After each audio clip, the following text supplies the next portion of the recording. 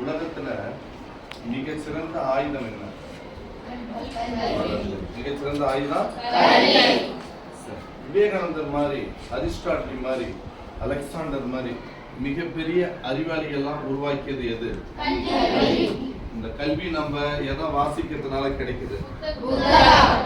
ஓய்வு நேரங்களை பயனுள்ள வழியில கழிக்கக்கூடிய மிகச்சிறந்த வழி எது?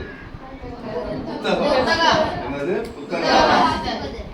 விளையாடுறது ஒரு பயனுள்ள இதுதான், அல்லது வீடியோ கேம் விளையாடுறது ஒரு பயனுள்ளதுன்னு சொல்லலாம். ஓட்டம், விளையாட்டு எல்லாம் இருக்கு.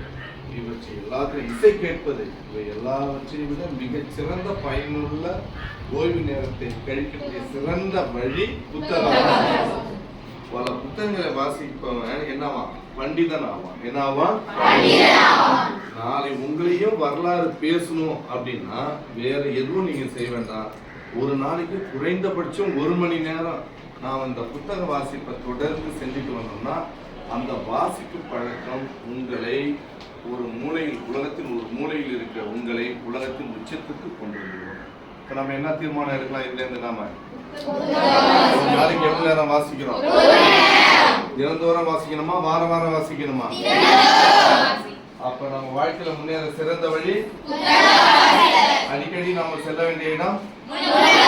Very good. அடிக்கடி நாம் செல்ல வேண்டிய இடம். Very good. பாராட்டுகள்.